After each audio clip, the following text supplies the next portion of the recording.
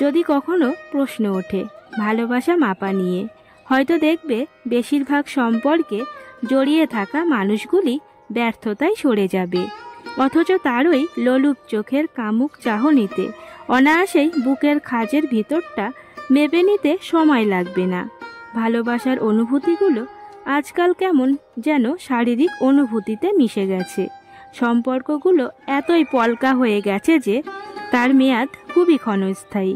শরীরই নাকি সব কিছু, মনের জন্য কোনো জায়গা বরাদ্দই নেই।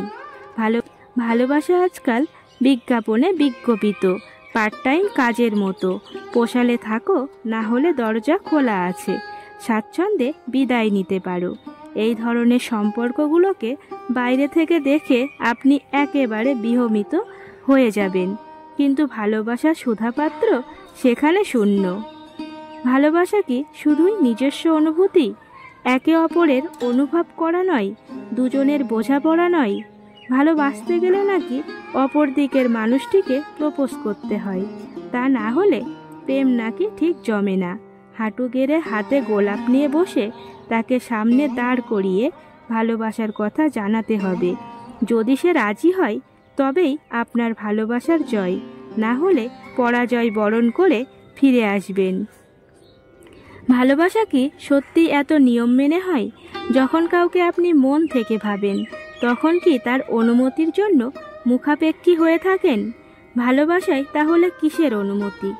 এত ঘটা করে ভালোবাসা জাহির না করে সাধারণভাবেও তো বলা যায় যে তোমাকে সারা জীবন কফি করে খাওয়ানোর কাজটা আমিই করব। অফিস ফেরত তুমি যখন মাথা ব্যথা নিয়ে অসহ্য যন্ত্রণায় কাতর হবে, চিন্তা নেই, আমি মাথা টিপে দেব। তোমাকে বিরক্ত করে বেশি বেশি করে আদরের দাবিদার আমিই হব, বা তোমার মুড সুইংয়ের দায়িত্ব আমিই নেব। এই কথাগুলোর মধ্যে কোনো ভারী চালের কাব্য নেই, নেই কোনো দেখানো দাড়ি মিথ্যা চালাকি। এই কথাগুলো বিছানায় কামুকতায় বিলীন হয়ে যায় না, এগুলো চিরশ্যামল। ভালোবাসা নিত্য সঙ্গী। প্রিয় মানুষটির একটা ডাকনাম দিয়ে রাখো না, যে নামটার অধিকার শুধু তোমারই থাকবে। দেখবে এর মধ্যে অন্য রকম একটা অনুভূতি কাজ করবে, সম্পর্কটাকে আরও ঘনিষ্ঠ করে তুলবে। প্রত্যেকটা দিন নতুন করে আবিষ্কার করতে হয়, ভালো খারাপ সব মিলিয়ে মিশিয়েই তাকে নিয়ে পথ চলতে হয়। হোক না সে পথ একটু অসমতল, বিশ্বাস আর ভরসার জোরে একদিন সে সমতল হবেই।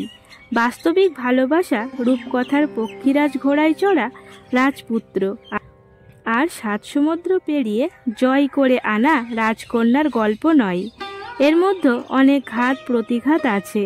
সব কিছুকে দূরে রেখে পথ চলতে গেলে দুটো মানুষের অটুট বোঝাপড়াটা খুবই জরুরি।